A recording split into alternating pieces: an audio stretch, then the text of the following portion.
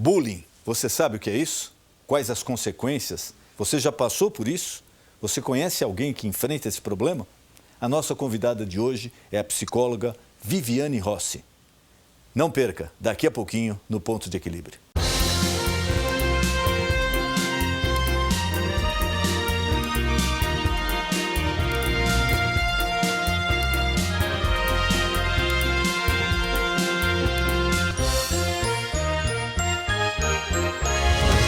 Todos os dias, pessoas no mundo todo sofrem com algum tipo de violência que vem disfarçadas na forma de brincadeira. Esse comportamento, que até pouco tempo atrás era considerado inofensivo e que recebe o nome de bullying, pode acarretar uma série de problemas na autoestima da pessoa e, em casos extremos, suicídios e outras tragédias. Você sabe o que é bullying? Sei. Sei sim.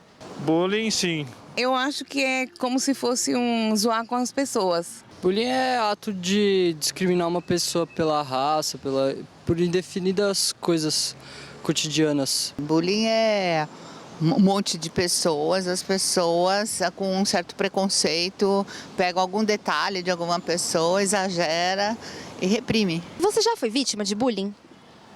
Não, por enquanto não. Não, eu mais pratiquei do que fui vítima, na verdade. Confesso, assim. Mas eu parei. Nunca fui, graças a Deus, né? Mas tem muita gente que já, né? Não, nunca fui vítima de bullying. Não, eu não. Não, acho que não. Não me lembro. Você já conversou sobre bullying com os seus filhos ou, de repente, com os seus pais? Não, nunca conversamos, assim. Eu acho um pouco de exagero algumas coisas sobre bullying. Claro que há alguns casos graves, assim, mas na grande maioria eu acho um grande exagero, assim. Eles nunca conversaram comigo a respeito porque eu acho que eles nunca sofreram do bullying, né? Eu nunca conversei, não. Não, nunca conversei. Eles falam que não é uma atitude correta em relação às outras pessoas, que não é para fazer isso porque você não leva a nada gerar bullying, a fazer bullying. A gente comenta, né, essa questão, principalmente na questão das crianças. Eu sou educadora, então a gente percebe isso, né? Bullying é o tema que o pastor Denis Munhoz e seu convidado abordarão no programa de hoje. Não perca! Viviane Rossi é graduada em Psicologia pela Universidade Federal de São Carlos, em Psicopedagogia pela Universidade Claretiana e em Orientação Vocacional pelo Instituto Sede Sapiente de São Paulo. Atua na área clínica há 18 anos. Atende cerca de 15 escolas na capital paulista como consultora escolar. Viviane Rossi ministra reuniões e palestras sobre temas ligados ao desenvolvimento humano e também atualidades. Muito boa noite, meu amigo, minha amiga. O nosso encontro de final de noite, programa Ponto de Equilíbrio. Acesse o nosso canal no YouTube, você está vendo agora, YouTube/Programa PDE. Lá você encontra todos os programas já exibidos. Basta você acessar esse canal que você está vendo agora no YouTube. E se você quiser, você pode participar, enviando sua mensagem, sua sugestão, sua crítica, o seu vídeo, sua pergunta ao nosso convidado. Você pode fazer isso pelo WhatsApp. O nosso número aqui é 11, o código da operadora, 98-200-3599. O programa é sempre feito pensando em você. E nessa noite é com imenso prazer que recebemos Viviane Rossi. Ela é psicóloga, especialista num tema que vem ganhando uma proporção muito grande e nós já vamos conversar sobre ele, o bullying. Viviane, obrigado por ter aceito o nosso convite. É um prazer recebê-la aqui. Obrigada. Primeiro, vamos já direto nessa questão, bullying, que é um tema que de alguns anos para cá ganhou uma proporção muito grande aqui, não só em São Paulo, no Brasil. Vamos primeiro definir, eu gostaria que você colocasse em linguagem para nós, leigos, né? O que é o bullying, como ele ganhou essa proporção e como ele vem sendo encarado hoje pela psicologia? Tá. O bullying é qualquer ato de violência, seja física, psicológica, moral, sexual, que seja sistemático, feito por uma pessoa para outra pessoa, né? Às vezes é de uma pessoa para um grupo ou de um grupo para uma pessoa. Antigamente não se falava tanto em bullying, né? Acho que não tinha nome.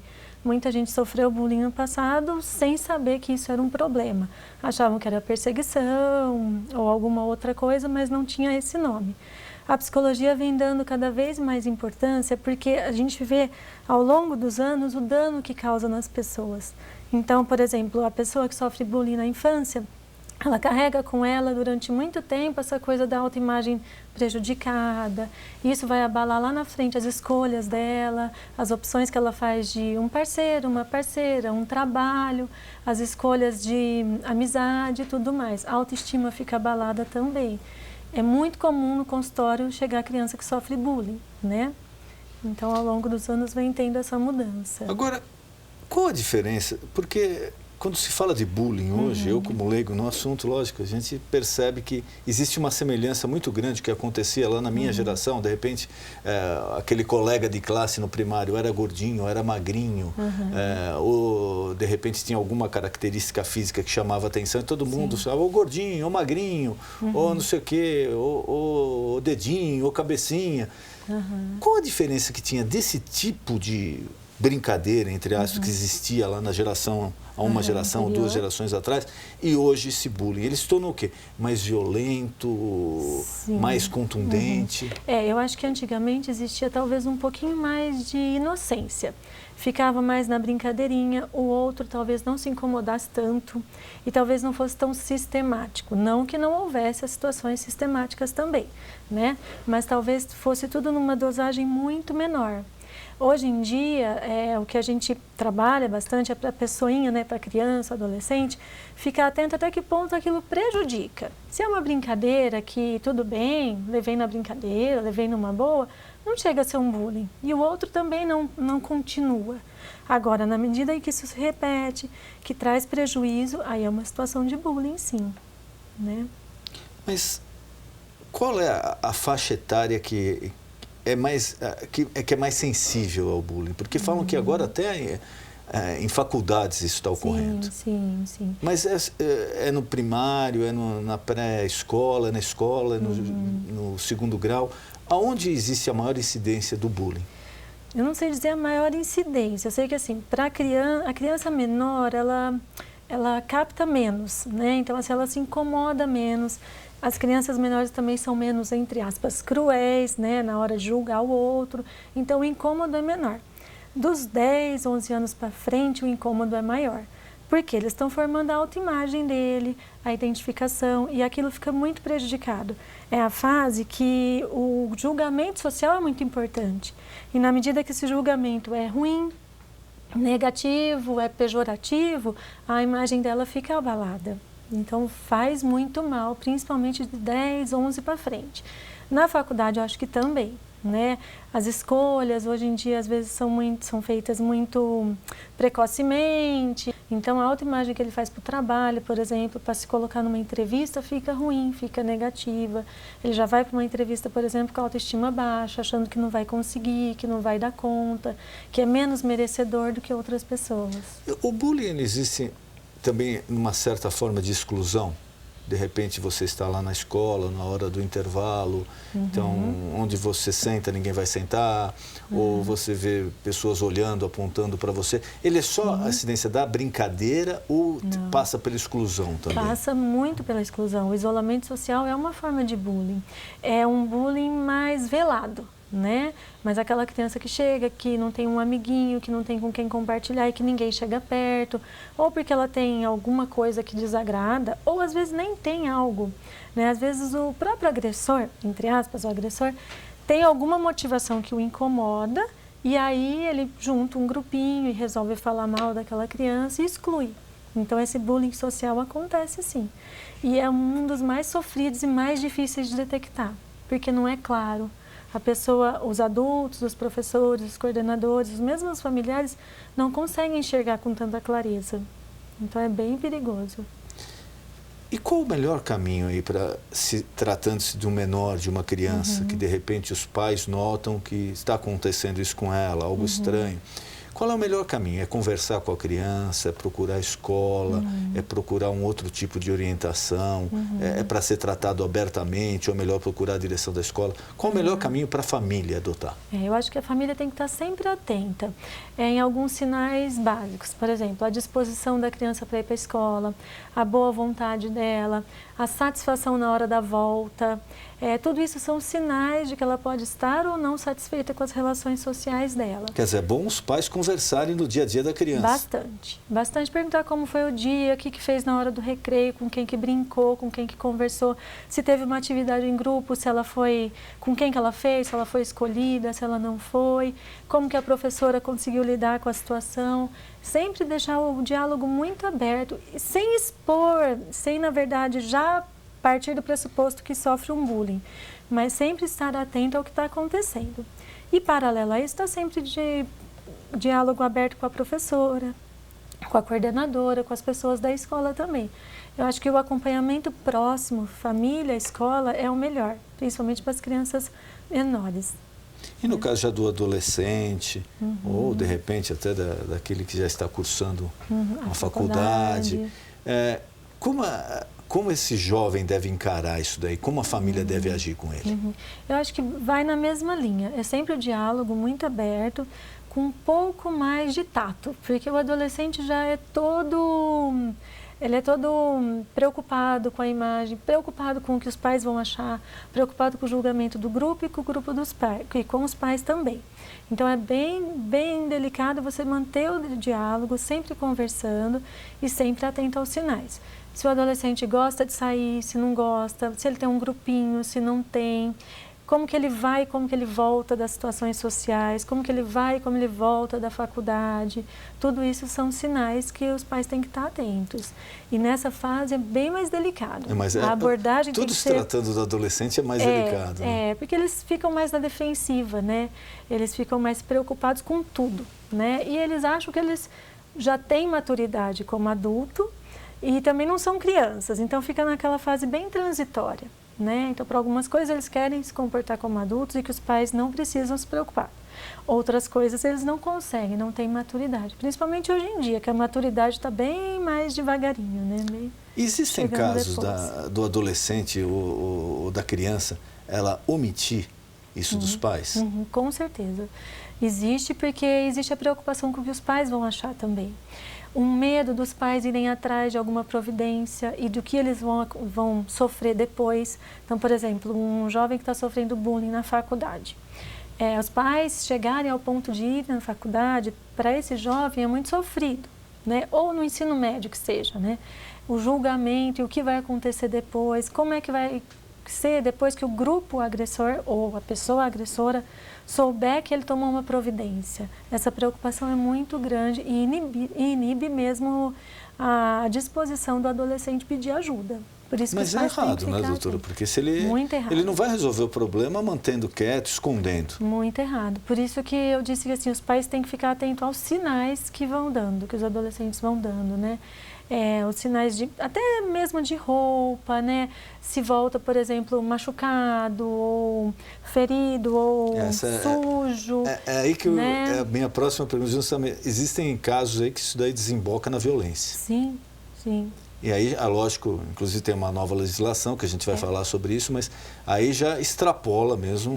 Uma coisa é você rejeitar, uma coisa é você não dar atenção, outra coisa é você partir para a violência. É totalmente diferente. E nesses casos, como é que eu mudo o comportamento de quem sofre? Aí ele fica mais à vontade para falar sobre isso ou não? Ele se inibe ainda mais? Acho que tudo depende. Tem casos que eles chegam a um nível tão grande de sofrimento que eles até conseguem falar como um desabafo, como... assim, chegou no limite, não aguenta mais, pediu ajuda. Tem outros que eles escondem até o limite também dos pais mesmo descobrirem, irem atrás, desconfiarem de alguns desses sinais, hematomas, por exemplo, né? E aí irem atrás.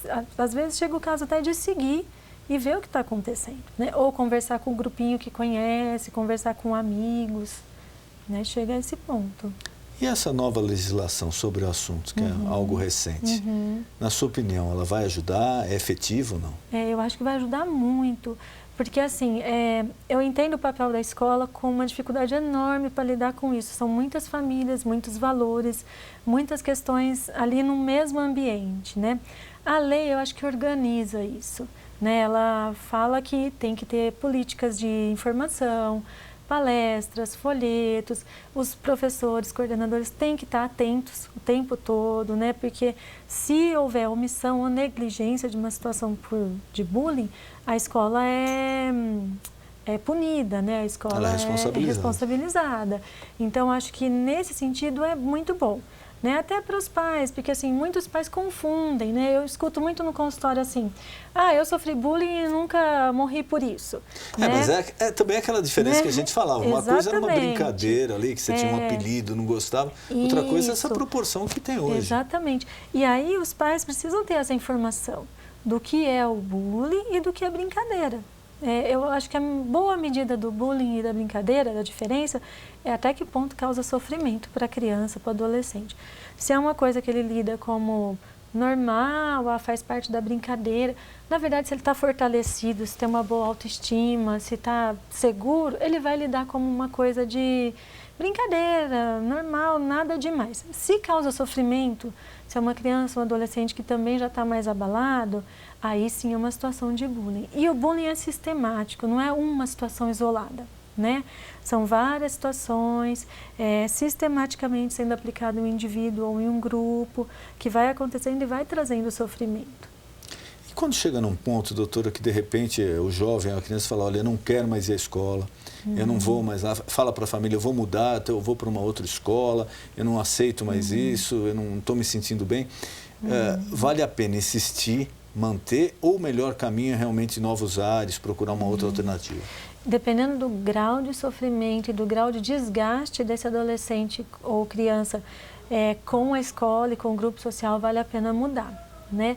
Agora, antes de mudar, dá para tentar conversar com a escola, com os amigos, com o grupo de pais, para ver se reverte a situação.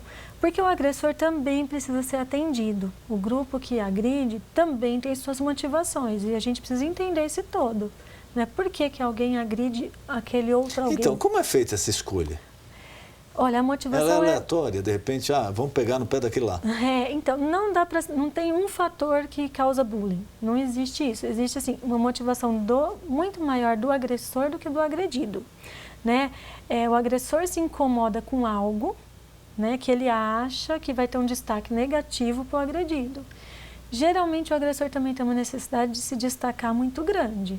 Então, ele vai se destacar, nem que seja negativamente. Ele quer mostrar para o resto que ele tem o poder na mão ali. Popularidade, ser o engraçadinho, o que causa. Né? A motivação vem muito mais do agressor.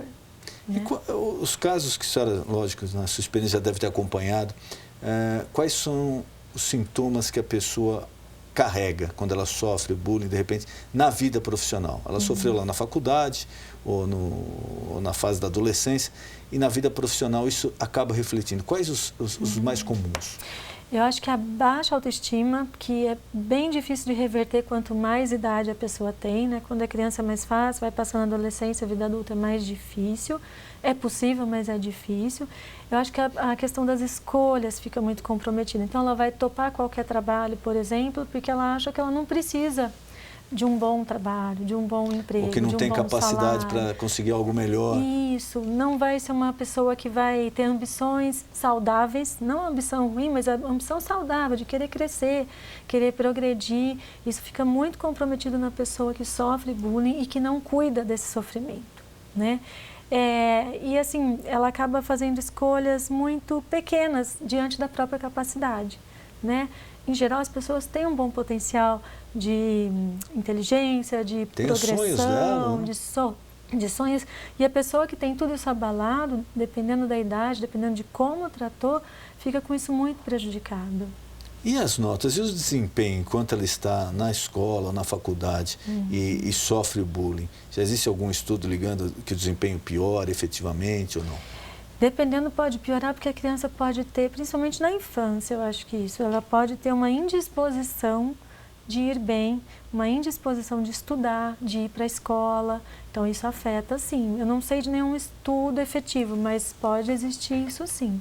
E tem o contrário, que é muito triste, né? A criança que é ótima aluna e que é apontado pelos outros como um nerd, um bobo, né? Ele só pensa em estudar, e ela começa a piorar o desempenho para se enquadrar, né?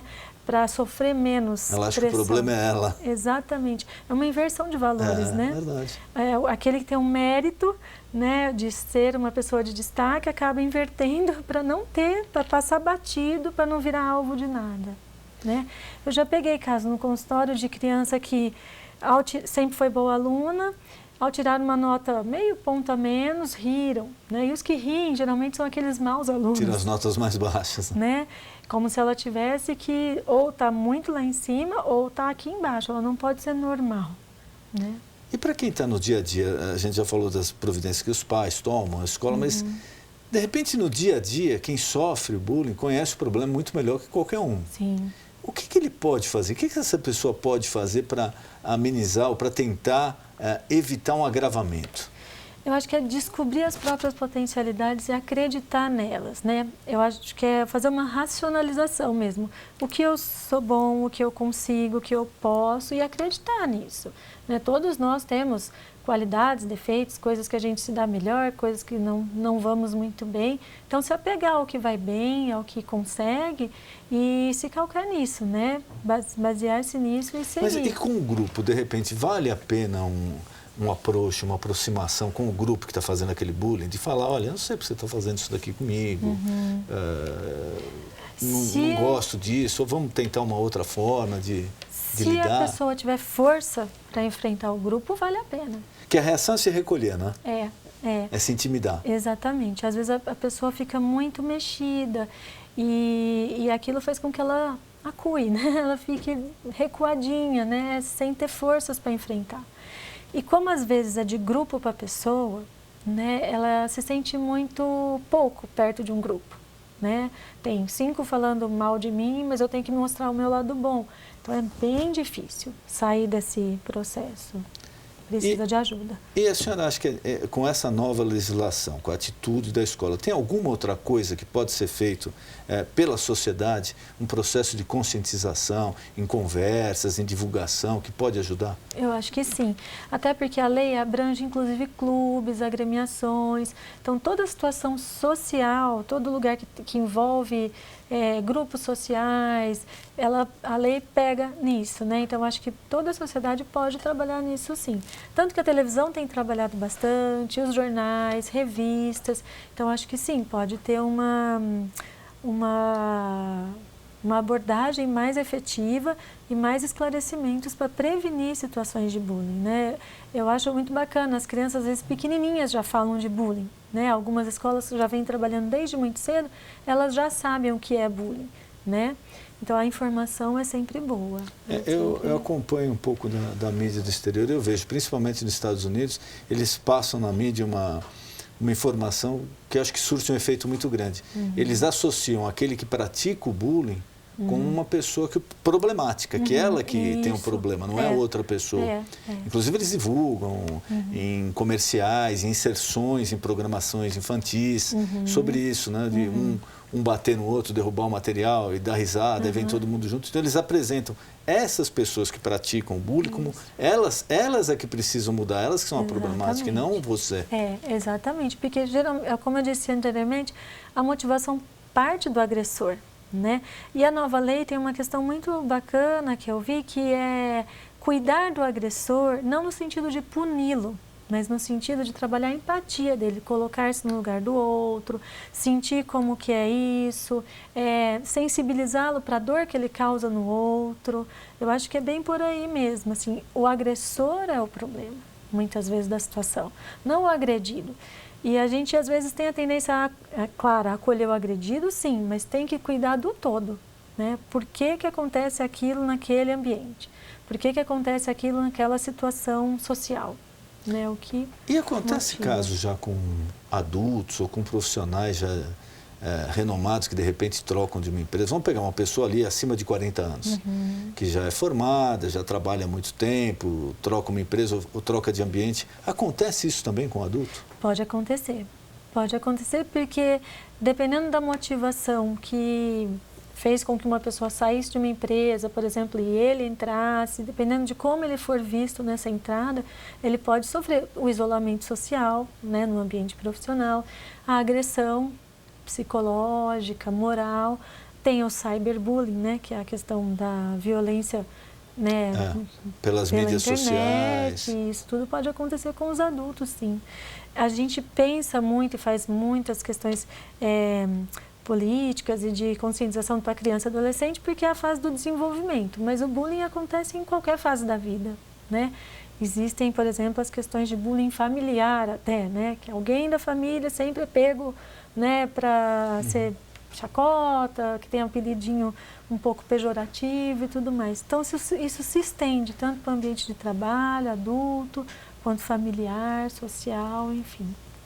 Doutora, queria agradecer mais uma vez a presença da senhora aqui e colocar à sua disposição algum tema que eu não perguntei, algum recado que a senhora queira passar ao nosso telespectador. Por favor, fique à vontade. Eu acho que é muito importante a gente pensar na responsabilização mesmo, tanto dos ambientes sociais, quanto desse cuidado com a situação. A gente tem que ter um cuidado com o julgamento, né? Ele é o agressor, ele é o agredido, mas o porquê que isso acontece. É muito importante a gente entender todas as contingências da situação. Doutora, muito obrigado, foi um prazer recebê-la aqui. Obrigada, o prazer foi meu. O nosso encontro de final de noite, programa Ponto de Equilíbrio. Boa noite.